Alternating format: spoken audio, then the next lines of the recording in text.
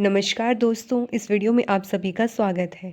अगर आप मेरे चैनल के साथ पहले से जुड़े हुए हैं तो आपको पता है हम हिंदी व्याकरण का फुल कोर्स कर रहे हैं जिसमें हम बहुत से टॉपिक डिस्कस कर चुके हैं। लास्ट क्लास में हमने जो टॉपिक डिस्कस किया था वो था लिंग। हमने जाना था कि किस तरह से लिंग का प्रभाव पड़ता है विकारी शब्दों पर। हमें पता है विकारी शब्द हैं संज्ञा, सर्वनाम, विशेषण और क्रिया। तो लास्ट क्लास में हमने लिंग के बारे में पढ़ा था और आज की इस क्लास में हम वचन के बारे में पढ़ेंगे।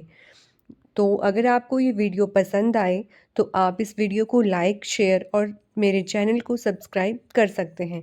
तो चलिए देख लेते हैं वचन किसे कहते हैं। संज्ञा के जिस रूप से वस्तु का एक होना अथवा दो या दो से अधिक होना पता चलता है उसे हम कहते हैं वचन। देखिए कोई भी चीज़ है, इस दुनिया में जो भी चीज़ कोई भी चीज़ है उसको हम संज्ञा कहते हैं। क्या कहते हैं उसे हम? संज्ञा कहते हैं। तो जिस संज्ञा के जिस रूप से हमें पता चले कि सामने एक वस्तु है या एक से अधिक वस्तु है उसी को हम वचन कहते हैं। वचन से ही हमें पता चलता है कि सामने एक वस्तु है, दो है या दो से अधिक है। तो ये हो गई वचन की परिभाषा। अब आगे देखिए, हिंदी भाषा में वचन दो प्रकार के होते हैं। कितने प्रकार के वचन होते हैं? वचन होते हैं दो प्रकार के। बच्चे कंफ्यूज हो जाते हैं संस्कृत भाषा में, क्योंकि वो क्या करते हैं, हिंदी और संस्कृत भाषा का जो व्याकरण है उसको मिक्स कर देते हैं। संस्कृत में होते हैं वचन तीन प्रकार के। कौन कौन से? एक वचन, द्विवचन और बहुवचन। लेकिन हिंदी भाषा में वचन दो प्रकार के होते हैं। कौन कौन से? एक वचन और बहुवचन। द्विवचन नाम की कोई चीज़ हमारे हिंदी व्याकरण में नहीं है। तो आपको ध्यान में रखना है हिंदी में केवल दो ही वचन हैं, जो एक वचन और बहुवचन है। अब एक वचन किसे कहते हैं? वैसे तो नाम से पता लग रहा है, वस्तु का एक होना बोध हो वो एक वचन, और जब वस्तु का दो या दो से अधिक होना बोध हो उसे हम बहुवचन कहते हैं। अब जैसे उदाहरण के लिए शब्द लिखा है बच्चा, तो बच्चा क्या है? एक है, इसलिए ये क्या है? एक वचन है। बच्चे, अब बच्चे बोलने पर आपको पता नहीं लग रहा है कि सामने कितने बच्चे होंगे, तो ये क्या है? बहुवचन है, क्योंकि इसमें एक से अधिक बच्चे हैं, इसलिए ये शब्द हुआ हमारा बहुवचन। अब एक वचन से बहुवचन बनाने के भी कुछ नियम हैं। ये जो हमने ऊपर पढ़ा ये तो एक साधारण सी बेसिक सी बात थी। हम सभी को पता है कि हिंदी में वचन किसे कहते हैं। वचन दो प्रकार के होते हैं, एक वचन, बहुवचन। लेकिन यहीं पर हमारा वचन का जो टॉपिक है वो ख़त्म नहीं होता है, कहानी यहीं से शुरू होती है। अब हम देखेंगे कि एक वचन से बहुवचन बनाने के नियम क्या हैं, तो उनको देख लेते हैं। तो एक वचन से बहुवचन बनाने के नियम हैं। पहला है निर्विभक्ति रूप और दूसरा है सविभक्ति रूप। अब आप सोच रहे होंगे कि ये निर्विभक्ति रूप और सविभक्ति रूप है क्या चीज़, क्योंकि आज से पहले शायद ही आपने ये पढ़ा हो। तो निर्विभक्ति रूप ये बना है निर और विभक्ति शब्द से। निर का अर्थ होता है नहीं, विभक्ति का अर्थ होता है कारक। कारक क्या है हमारे? ने, पर, में, से, को। हम अगली वीडियो में कारक चिन्हों के बारे में भी पढ़ेंगे।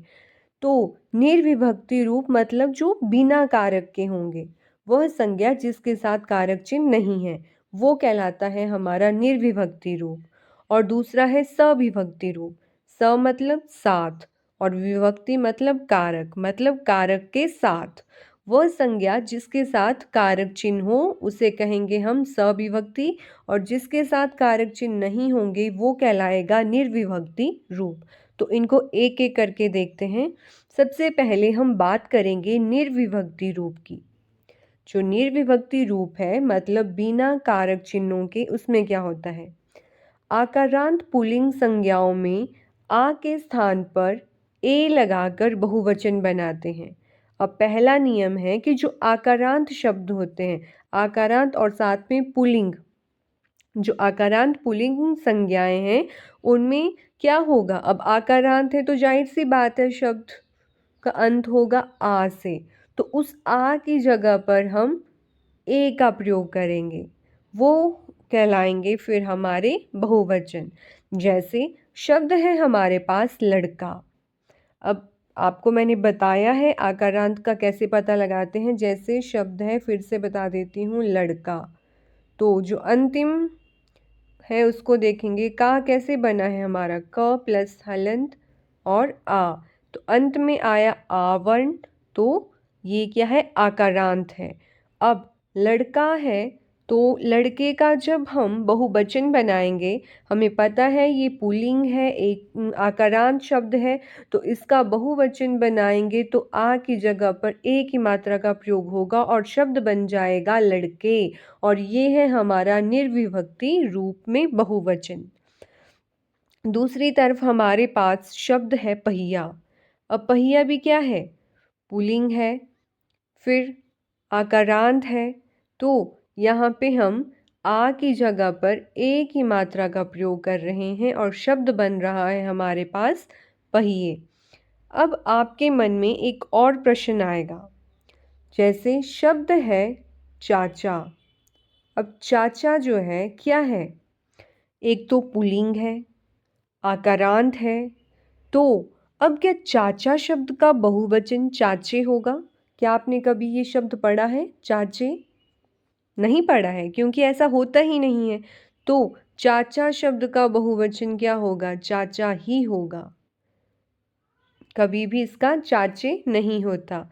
देखिए, जो हमारे रिश्ते नाते वाले आकारांत शब्द हैं उनका बहुवचन नहीं बनता है। तो तभी तो जो चाचा है उसका चाचे नहीं हुआ। और ले लीजिए दादा, दादे थोड़ी ना होता, दादा ही होता है। तो जो रिश्ते नाते वाले आकारांत शब्द होंगे वो, उनका बहुवचन हम नहीं बना सकते, उनका बहुवचन नहीं बनता, उनको वैसे ही प्रयोग किया जाता है। इसके और उदाहरण देख लेते हैं आकारांत पुल्लिंग शब्दों के, और कुछ मैंने यहाँ पर छोड़े हैं जो आप स्वयं करेंगे। जैसे शब्द है घोड़ा। अब आकारांत है, पुल्लिंग है, तो इसका क्या हो जाएगा, इसका हो जाएगा घोड़े।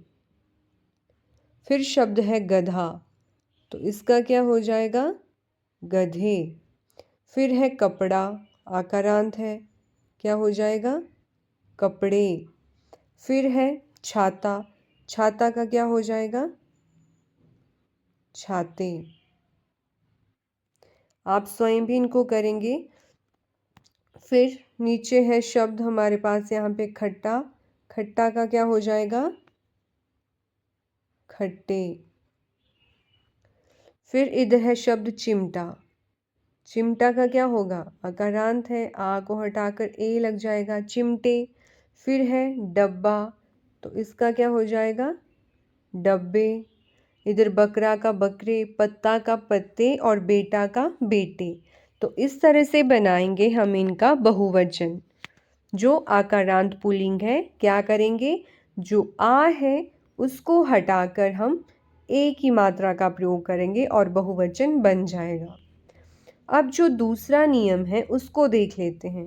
देखिए क्या कहा गया है, अकारांत, इकारांत, इकारांत, उकारांत, उकारांत पुल्लिंग संज्ञाएं प्रायः एक वचन होती हैं।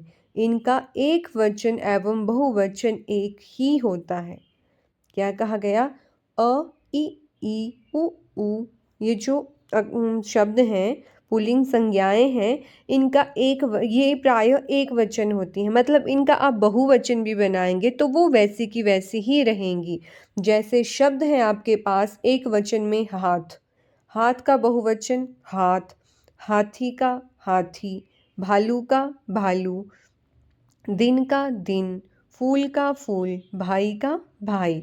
अब आपके मन में प्रश्न आ रहा होगा कि हमने तो हाथियों भी पढ़ा है, दिनों पढ़ा है, तो फिर मैंने आपको यहाँ पर ऐसा क्यों कहा कि इनका जो बहुवचन है वो वैसा का वैसा ही होगा, मतलब हाथी का हाथी ही, दिन का दिन ही। तो देखिए, मैं यहाँ पे आपको कुछ वाक्य देती हूँ। जैसे शब्द लिखा है, वाक्य लिखा है, फूल खिला था। तो यहाँ पे क्या है, ये हमारा एक वचन है। क्या है ये, एक वचन है। और नीचे वाक्य है फूल खिले थे।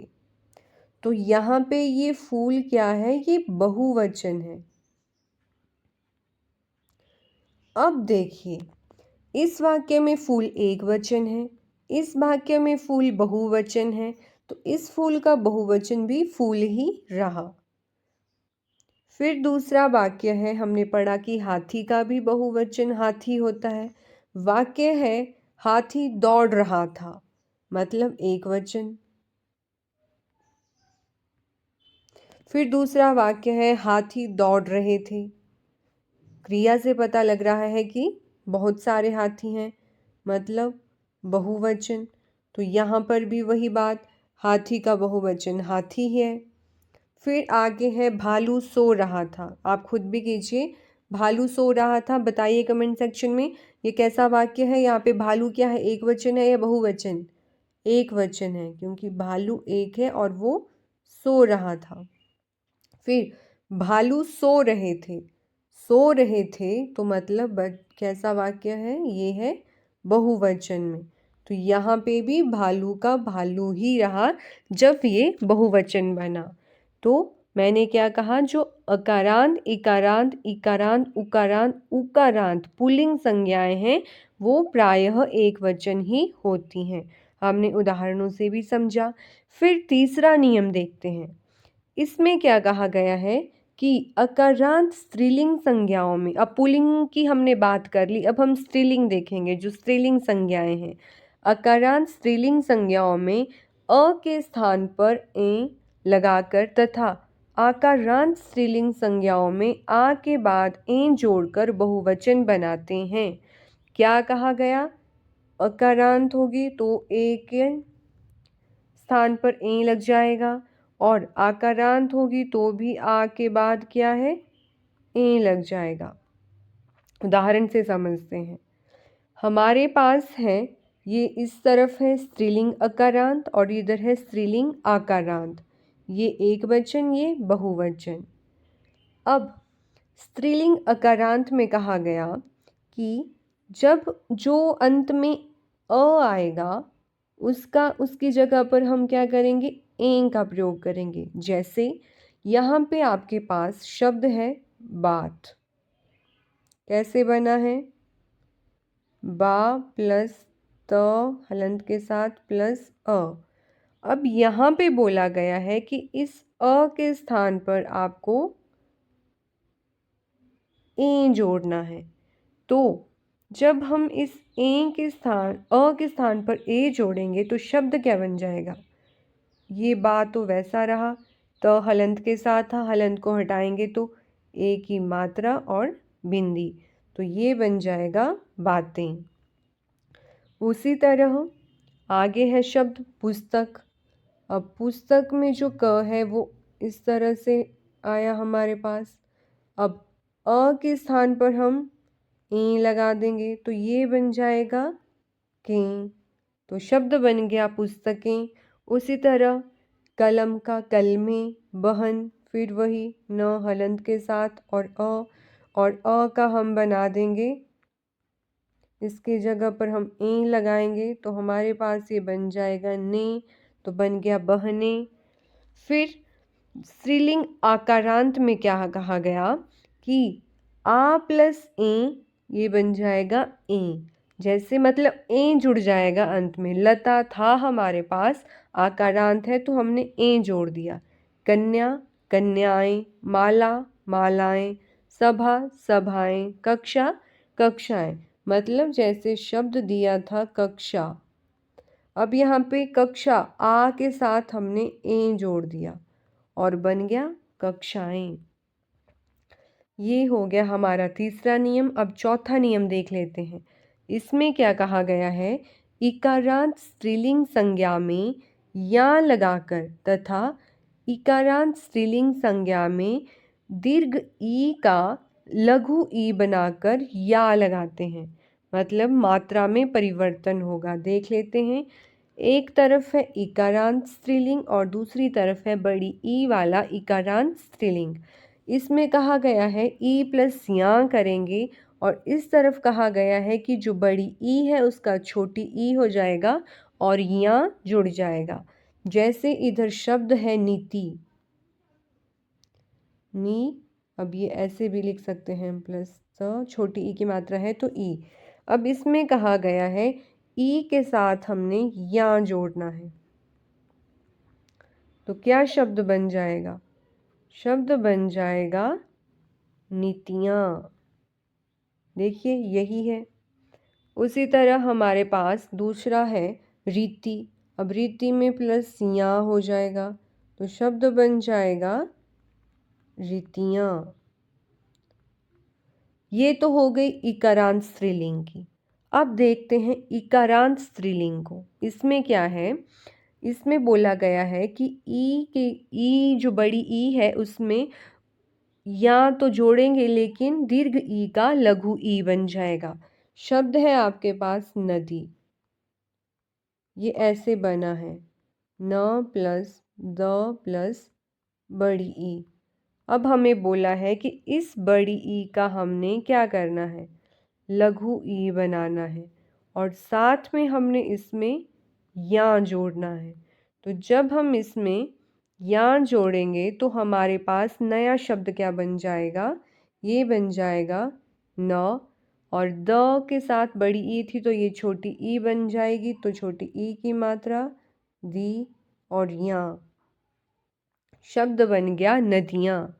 उसी तरह अगला शब्द है सवारी। तो सवारी में भी वही, जो दीर्घ ई है वो लघु में बदल जाएगी और या आ जाएगा, तो शब्द बन गया सवारियाँ। अब पांचवा नियम है। पांचवा नियम क्या कहता है? उकारांत स्त्रीलिंग संज्ञा, क्या? उकारांत स्त्रीलिंग संज्ञा में ए लगाकर तथा उकारांत स्त्रीलिंग संज्ञा में दीर्घ ऊ को लघु ऊ बनाकर ए लगाते हैं। बिल्कुल सेम पिछले ही नियम की तरह, बस वहाँ पे छोटी ई और बड़ी ई थी और यहाँ पे छोटा ऊ और बड़ा ऊ है। तो देख लेते हैं इसको भी। इस तरफ है स्त्रीलिंग उकारांत और इधर है स्त्रीलिंग उकारांत। तो यहाँ पे क्या कहा गया है? यहाँ पे हमने क्या करना है? ऊ प्लस ए, और इधर क्या करना है? बड़ा ऊ का क्या हो जाएगा? छोटा ऊ प्लस ए। अब इधर हमारे पास शब्द है ऋतु। छोटा ऊ है तो ऋतु में क्या है? हमने ए जोड़ दिया, ऋतुएं बन गया। वस्तु, वस्तु में ए जोड़ दिया, वस्तुएं बन गया। दूसरी तरफ है हमारे पास शब्द वधू। क्या है? वधू। अब इसको हम लिख सकते हैं व प्लस ध प्लस बड़ा ऊ की मात्रा है तो बड़ा ऊ। अब इस बड़े ऊ का हमने क्या करना है? छोटा ऊ बनाना है और साथ में ए जोड़ना है। तो जब हम ऐसा करेंगे तो शब्द बन जाएगा हमारे पास, जो नया शब्द बनेगा व ध। अब ध के पास यहाँ पे बड़ा ऊ था, ये बदल गया छोटे ऊ में, तो छोटे ऊ की मात्रा और ए, ये बन गया शब्द वधुएं। उसी तरह शब्द है दूसरा बहू। तो बहू का क्या हो जाएगा? ये है बहू। हमें पता है ब प्लस ह प्लस ऊ। अब इस ऊ का क्या होगा? छोटा ऊ बन जाएगा प्लस ए हो जाएगा, और जो नया शब्द बनेगा वो बनेगा छोटा ऊ बहु ए। ये हो जाएगा इसका बहुवचन। अब छठे नियम की बात करते हैं। इसमें क्या कहा गया है? इसमें बोला है किसी या अंत वाली स्त्रीलिंग संज्ञा में या के ऊपर केवल चंद्र बिंदु का प्रयोग करेंगे। जैसे शब्द है बिटिया, अब इसमें केवल चंद्र बिंदु लगाएंगे, शब्द बन गया बिटियाँ। चूहिया चूहियाँ, गुड़िया गुड़ियाँ, चिड़िया चिड़ियाँ, बुढ़िया बुढ़ियाँ, डिबिया डिबियाँ। केवल या के ऊपर हमने चंद्र बिंदु का प्रयोग किया बहुवचन बनाने के लिए। कैसे शब्दों में? या अंत वाली स्त्रीलिंग संज्ञा में। अब अगला देखते हैं। ये हमने बात कर ली निर्विभक्ति रूप की। अब हम देखेंगे सविभक्ति रूप। जो दूसरा इसका नियम है सविभक्ति रूप, उसको देखते हैं। इसका पहला नियम है निर्विभक्ति रूप से बहुवचन बने किसी संज्ञा के साथ कोई कारक चिन्ह आता है तो ऐसी संज्ञाओं में ओ अथवा यों का प्रयोग करते हैं। अब देखिए, वैसे तो बात इसकी नियम से भी क्लियर हो रही है, लेकिन उदाहरण के साथ समझेंगे तो सभी को समझ आ जाएगा। क्या कहा गया है? निर्विभक्ति रूप से बहुवचन बने किसी संज्ञा। अब ये है लड़का, इसका बना लड़के, तो ये है निर्विभक्ति रूप लड़के। अब क्या है? निर्विभक्ति रूप से बहुवचन बने किसी संज्ञा के साथ कोई कारक चिन्ह आता है। अब कारक चिन्ह ने आ गया, तो ऐसी संज्ञाओं में ओ अथवा यों का प्रयोग करते हैं। अब यहाँ पे कार लड़का लड़के निर्विभक्ति रूप के साथ कारक चिन्ह आ गया ने, तो अब क्या होगा? जब इसका बहुवचन बनाएंगे तो ओ या यों लगेगा, तो इसका जब बहुवचन बनाएंगे तो हो गया लड़कों ने। क्या हुआ? लड़कों ने। आगे देखते हैं। जैसे देखिए, अगर ओ का प्रयोग कहाँ करेंगे? अकारांत, आकारांत, उकारांत, उकारांत शब्दों के साथ होगा ओ का प्रयोग, और यों का प्रयोग होगा इकारांत, इकारांत शब्दों के साथ। आगे उदाहरण से समझते हैं, यहाँ पे आपको क्लियर हो जाएगा। जैसे एक तरफ दिए हैं आपके पास संज्ञा शब्द, और उसके आगे है निर्विभक्ति रूप बहुवचन में, और फिर सविभक्ति रूप बहुवचन में। अब संज्ञा एक वचन है आपके पास लड़का। क्या है? लड़का। तो जब इस लड़का का आप निर्विभक्ति रूप बहुवचन बनाएंगे, निर्विभक्ति रूप मतलब बिना कारक चिन्ह के, तो इसका बहुवचन बनेगा लड़के। अब सविभक्ति रूप बहुवचन क्या बनेगा? इसका बनेगा लड़कों ने, मतलब सविभक्ति रूप कारक चिन्ह के साथ। तो कारक चिन्ह क्या है? ने है, तो इसका बन गया लड़कों ने। दूसरा है आपके पास भक्त। अब भक्त का निर्विभक्ति रूप में बहुवचन क्या होगा? इसका बहुवचन होगा भक्त। अब भक्त का भक्त ही क्यों होगा? क्योंकि हमने जब निर्विभक्ति रूप का नियम 2 किया था तो हमने वहाँ पे पढ़ा था कि अकारांत, इकारांत ऐसे जो शब्द हैं, पुल्लिंग संज्ञाएं हैं, प्रायः एक वचन ही होती हैं। तो भक्त क्या है? अकारांत पुल्लिंग संज्ञा है, तो इसका एक वचन जो है वो वही इसका बहुवचन भी होगा, तो भक्त का भक्त ही रहा। और इसके साथ का जब सविभक्ति रूप बनाएंगे तो भक्त के साथ कारक चिन्ह आएगा और शब्द बन जाएगा भक्तों ने। ये तो पुल्लिंग शब्दों की बात हो गई। अब स्त्रीलिंग शब्द देख लेते हैं। अगला शब्द है स्त्री। स्त्री का निर्विभक्ति रूप बना स्त्रियां, और सविभक्ति रूप कारक चिन्ह के साथ होगा स्त्रियों ने। अगला है अध्यापिका।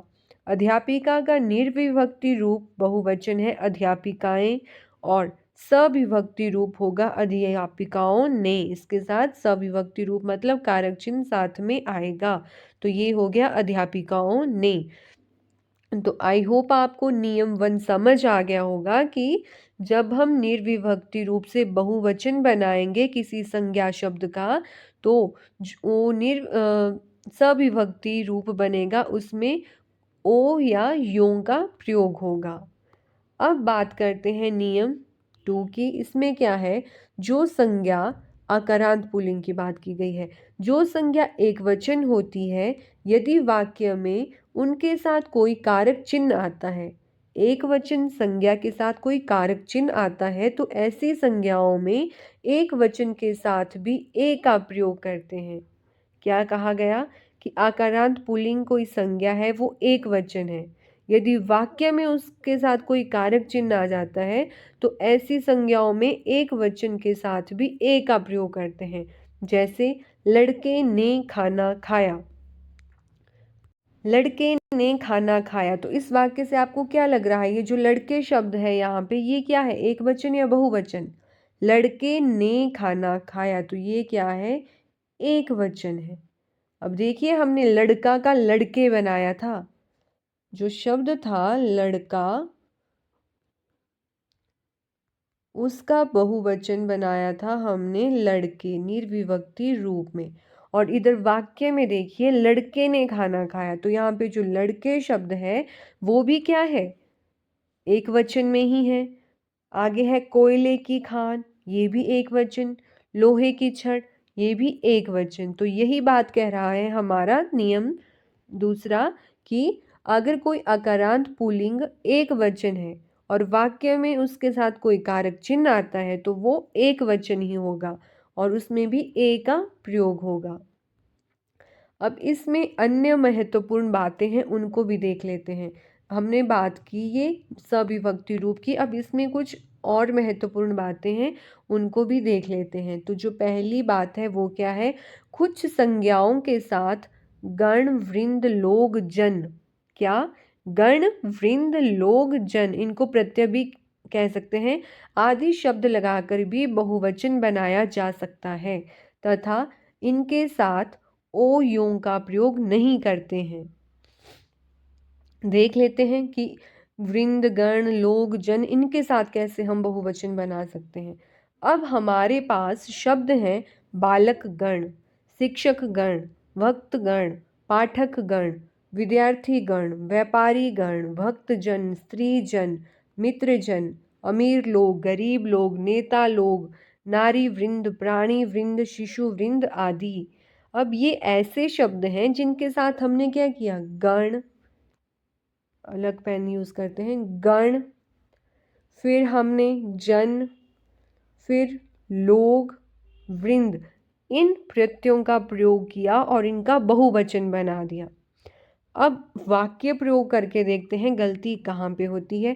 अगर आपके पास वाक्य दिया जाए शिक्षक गणों को विद्यालय में समय पर आना चाहिए, ये हो गया वाक्य एक। दूसरा वाक्य है शिक्षक गण को विद्यालय में समय पर आना चाहिए, ये हो गया वाक्य दो। अब आपसे पूछा जाए कि इनमें से शुद्ध वाक्य कौन सा है, आपको क्या बताना है कि बिल्कुल सही वाक्य कौन सा है। अब गलती कहाँ है, शिक्षक गणों और शिक्षक गण में। तो इस हमने अभी ऊपर पढ़ा कि ये क्या है, शिक्षक गण, बालक गण, ये हमारे बहुवचन है। इन कैसे, जब हमने इनके साथ गण प्रत्यय का प्रयोग किया तो ये बहुवचन बन गए। लेकिन जब हम बहुवचन के साथ ही यों का प्रयोग कर रहे हैं तो ये तो गलत हो गया। हमने पढ़ा कि इनके साथ ओ और यों का प्रयोग नहीं होगा। तो जो पहला वाक्य है वो क्या है, गलत, और दूसरा सही है, क्योंकि शिक्षक गणों नहीं होता है, शिक्षक गण होता है। तो ये हो गया पहला वाक्य। अब दूसरा नियम देख लेते हैं, कुछ संज्ञाओं का प्रयोग हमेशा बहुवचन में ही होता है। देख लेते हैं कौन कौन सी संज्ञा है जो बहुवचन में ही प्रयोग होती हैं। जैसे हस्ताक्षर, प्राण, दर्शन, होश, आंशु, आंसू, होठ, दाम, अक्षत, बाल, रोंगटे, तेवर, नेत्र। अब जैसे शब्द है प्राण, अब हम बोलते हैं कि किसी के प्राण जा रहे हैं, तो क्या है, प्राण एक थोड़े ना होता है कि व्यक्ति के अंदर एक प्राण है और वो निकल रहा है। प्राण बहुत सारे होते हैं ना, भगवान के दर्शन किए, अब दर्शन एक थोड़े ना होता है, ये तो बहुवचन शब्द ही है ना। तो ये ऐसे शब्द हैं जो बहुवचन में ही प्रयोग होते हैं। उदाहरण से समझते हैं, वाक्य प्रयोग करके क्या है, चीज़ें ज़्यादा समझ आती हैं। आपके पास पहला वाक्य है, आजकल तुम्हारा बाल बहुत टूट रहा है, और दूसरा वाक्य है, आजकल तुम्हारे बाल बहुत टूट रहे हैं। अब आपको बताना है कि शुद्ध वाक्य कौन सा है। देखिए इसमें ऐसे भी पूछ सकता है कि शुद्ध वाक्य कौन सा है, दूसरा ये भी पूछ सकता है कि इस वाक्य में गलती कहाँ है, अशुद्धि कहाँ है, तो आपको वो भी निकालनी है। तो देखिए एक ही वाक्य से दो चीज़ें हमें समझ में आएंगी, एक तो वाक्य शुद्धिकरण में हमें मदद मिलेगी, और दूसरा हम वचन पढ़ रहे हैं तो हमें वो भी पता लगेगा कि कैसे वचन बदलते हैं। तो आजकल तुम्हारा बाल, तुम्हारा मतलब एक, तो बाल एक, तो ये क्या कहा गया है, आजकल तुम्हारा बाल बहुत टूट रहा है, और दूसरा है आजकल तुम्हारे बाल बहुत टूट रहे हैं। तो हमें पता है जो बाल शब्द है वो बहुवचन में प्रयोग होता है, तो सही वाक्य क्या होगा, दूसरा वाला, आजकल तुम्हारे बाल बहुत टूट रहे हैं, और पहला वाक्य अशुद्ध है, क्योंकि अगर यहाँ पे तुम्हारे होता तो ये भी शुद्ध होता, लेकिन तुम्हारा बाल नहीं होता है। अब तीसरा नियम देख लेते हैं। जो तीसरी महत्वपूर्ण बात है वो क्या है? कुछ संज्ञाओं का प्रयोग हमेशा एक वचन में होता है। ऊपर हमने पढ़ा कि कुछ संज्ञाओं का प्रयोग हमेशा बहुवचन में होता है, और यहाँ पे तीसरा जो बात है वो क्या है? कुछ संज्ञाओं का प्रयोग हमेशा एक वचन में होता है। अब देख लेते हैं ऐसे संज्ञा शब्द कौन से हैं जिनका प्रयोग हमेशा एक वचन में होता है। तो जैसे जनता, प्रजा, भीड़, संसद, पुलिस, धातु, अधातु, वर्षा, पानी। तो ये ऐसे संज्ञा शब्द हैं जिनका प्रयोग हमेशा एक वचन में होता है। अब हम ऐसा थोड़ी ना कहते कि वहाँ पर बहुत सारी जनताओं हैं, नहीं कहते, जनता ही कहते हैं ना। या प्रजा, राजा की बहुत सारी प्रजाएं हैं, नहीं, हम बोलते हैं राजा की प्रजा। भीड़, अब देखिए ये हैं तो एक वचन, लेकिन इनके अंदर अगर इनके अर्थ को समझें तो ये बहुवचन में भी प्रयोग होती हैं, क्योंकि जनता, बहुत सारे लोगों को हम जनता कहते हैं। तो ये ऐसे शब्द हैं जो हमेशा एक वचन में प्रयोग होते हैं। वाक्य प्रयोग से समझते हैं। जैसे हमारे पास पहला वाक्य है, घटना स्थल पर पुलिस पहुंच गई, और दूसरा है, घटना स्थल पर पुलिस पहुंच गई। अब अशुद्धि कहाँ है? पहुंच गई और पहुंच गई। तो अभी हमने पढ़ा कि पुलिस शब्द भी क्या है? हमेशा एक वचन में प्रयोग होता है, तो इसके साथ गई शब्द नहीं होगा। हमारा दूसरा वाक्य शुद्ध है। कौन सा वाक्य शुद्ध है?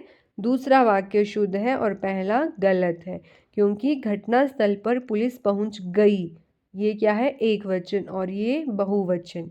इसी के कारण क्या हुआ? वाक्य अशुद्ध हो गया, जो हमारा पहला वाक्य है। आगे देख लेते हैं। आदरणीय व्यक्तियों, महापुरुषों, उच्च पदों पर आसीन व्यक्तियों का प्रयोग बहुवचन में होता है। कैसे? जो आदरणीय व्यक्ति होंगे या महापुरुष हैं, उच्च पदों पर आसीन हैं, ऐसे व्यक्तियों का प्रयोग बहुवचन में होता है। जैसे मेरा चाचा जी आया था, और दूसरा है मेरे चाचा जी आए थे। अब आप कमेंट सेक्शन में बताइए, जो आपका क है उसमें पहला वाक्य शुद्ध है या दूसरा? अब देखिए, हमने पहले भी पढ़ा था कि जो रिश्ते नाते वाले आकारांत शब्द होते हैं वो बहुवचन, उनका बहुवचन नहीं बनता। वो तो चाचा भी रिश्ते नाते वाला शब्द है, ये बहुवचन में ही प्रयोग होते हैं, इनका कुछ और अलग से नहीं बनता। तो इसका क्या होगा? मेरे चाचा जी आए थे, दूसरा सही और पहला गलत, क्योंकि मेरा चाचा नहीं होता। आदरणीय व्यक्ति हैं, चाचा बड़े हैं हमसे, तो क्या है? आदरणीय व्यक्ति हुए, तो बहुवचन में ही प्रयोग होगा। तो मेरा की जगह मेरे चाचा जी। दूसरा हमारे पास वाक्य है ख, भक्त सिंह फांसी चढ़ गए, और भक्त सिंह फांसी चढ़ गया। और भक्त सिंह भी क्या है? आदरणीय है, महापुरुष हैं, तो उनके लिए कौन सा वाक्य सही होगा? भक्त सिंह फांसी चढ़ गए सही, और भक्त सिंह फांसी चढ़ गया ये गलत, क्योंकि बहुवचन में प्रयोग होगा। आगे एक और, ये बहुत ही महत्वपूर्ण बात है, ध्यान से देखिएगा। अनेक स्वयं बहुवचन है। जो अनेक शब्द है वो स्वयं बहुवचन है, इसका एक वचन एक है। जैसे आपने विलोम भी पढ़े होंगे, अनेक का क्या होगा? एक। तो एक एक वचन है, अनेक बहुवचन है। अब मैंने नीचे एक वाक्य लिखा है, मैंने तुम्हें अनेकों बार समझाया। बताइए ये वाक्य सही है या गलत? अगर गलत है तो कैसे? वीडियो को पॉज कीजिए और कमेंट सेक्शन में बताइए। देखिए, मैंने अभी आपको बताया कि अनेक क्या है? स्वयं बहुवचन है, तो अनेकों कैसे होगा? अनेकों तो कोई शब्द ही नहीं है। यह वाक्य अशुद्ध है, क्योंकि यहाँ पे प्रयोग हुआ शब्द अनेकों। इसका जब हम शुद्ध शब्द क्या होगा? अनेक। और वाक्य कैसे बनेगा? मैंने तुम्हें अनेक बार समझाया है। ये हुआ शुद्ध वाक्य, क्योंकि अनेकों नहीं होता है, अनेकों कोई शब्द नहीं है, अनेक होता है। मैंने तुम्हें अनेक बार समझाया है। तो ये हुआ शुद्ध और ये हुआ अशुद्ध, क्योंकि अनेकों ने क्या किया, काम खराब कर दिया। तो यहाँ ये भी पेपर में पूछा जाता है। तो देखिए बच्चे ऐसी ही गलतियाँ करते हैं और उसकी वजह से क्या है, हमें आते हुए भी हम अपने मार्क्स गंवा बैठते हैं। तो ये बात हुई लिंग की, जिसमें हमने क्या किया, सॉरी वचन की। इसमें हमने देखा कि वचन दो होते हैं हिंदी भाषा में, कौन कौन से, एक वचन और बहुवचन। फिर हमने देखा कि एक वचन से बहुवचन बनाने के नियम हैं, कौन कौन से, निर्विभक्ति रूप और सविभक्ति रूप। फिर हमने इनके भी आगे नियम देखे, निर्विभक्ति रूप मतलब बिना कारक चिन्ह के, सविभक्ति रूप मतलब कारक के साथ। फिर हमने इनके अलग अलग नियम देखे। फिर उसके बाद हमने कुछ महत्वपूर्ण बातें देखी कि क्या क्या होता है। कई बार प्रत्यय जोड़कर बहुवचन बनाते हैं, कुछ शब्द पहले से ही बहुवचन होते हैं और कुछ एक वचन में ही प्रयोग होते हैं। अब हम कुछ उदाहरण देखेंगे, वाक्य प्रयोग करेंगे। देखिए आपके पास पहला वाक्य है, इस स्कूल का लड़का विदेश गया है। ये क्या है, एक वचन है और निर्विभक्ति रूप है। क्या, इस स्कूल का लड़का विदेश गया है। अब जब हम इसका बहुवचन बनाएंगे तो क्या होगा, इस स्कूल के लड़के विदेश गए हैं। जो लड़का है उसका बहुवचन हुआ लड़के।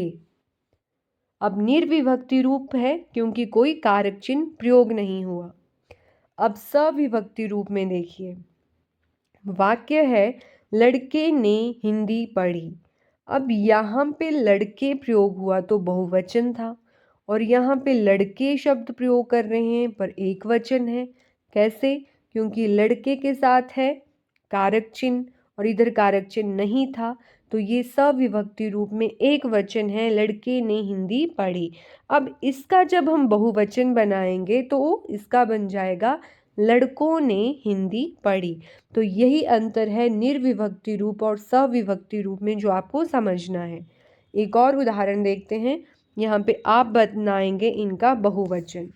निर्विभक्ति रूप में वाक्य है, हाथी पेड़ तोड़ रहा है। क्या है, हाथी पेड़ तोड़ रहा है। अब इसका बहुवचन क्या होगा, कमेंट सेक्शन में बताइए। हमने पढ़ा था कि जो हमारे अकारांत पुल्लिंग शब्द होते हैं या इकारांत पुल्लिंग संज्ञाएं हैं वो बहुवचन में भी वैसे ही प्रयोग होती हैं, और उनमें हाथी शब्द का बहुवचन भी क्या है, हाथी है। तो इसका क्या होगा बहुवचन, हाथी पेड़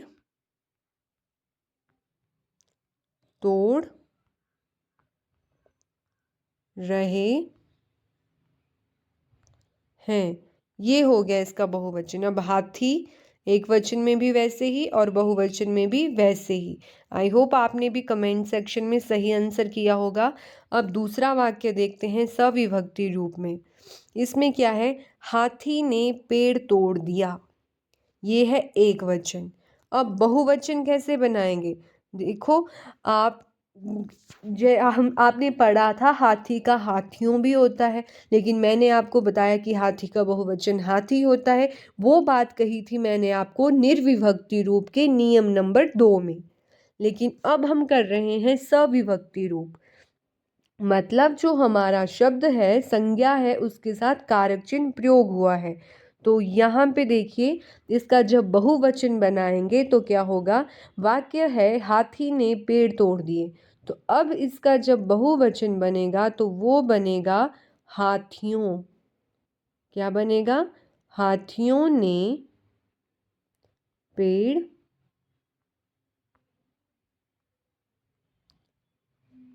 तोड़ दिए। तो देखिए यहाँ पे हाथी शब्द का जो बहुवचन बना वो क्या बना, हाथियों। कहाँ पे, सविभक्ति रूप में, क्योंकि प्रयोग हुआ साथ में कारक चिन्ह। तो इस तरह से हम एक वचन से बहुवचन बनाते हैं। आई होप आपको ये टॉपिक समझ आ गया होगा और इसमें आपको कोई कन्फ्यूज़न नहीं होगी। देखिए कन्फ्यूज़न कहाँ होती है, ऑप्शन में दे दिया जाता है एक वचन, द्विवचन, बहुवचन। शब्द लिखा लड़का, दो लड़के, आप लग जाते हैं टिक करने द्विवचन, जबकि द्विवचन नाम की कोई चीज़ हमारे हिंदी व्याकरण में है ही नहीं। हमने अभी पढ़ा कि हमारे हिंदी व्याकरण में सिर्फ दो ही वचन हैं, एक वचन और बहुवचन। फिर हमने उसके आगे देखा कि हम एक वचन से बहुवचन कैसे बनाते हैं, तो वो भी हमने जाना कि हम निर्विभक्ति रूप और सविभक्ति रूप से बनाते हैं। तो इसके भी हमने नियम पढ़े। तो आई होप आपको ये टॉपिक समझ आ गया होगा। अगर आपको वीडियो पसंद आई तो वीडियो को लाइक, शेयर और चैनल को सब्सक्राइब ज़रूर कीजिएगा। इसी के साथ धन्यवाद।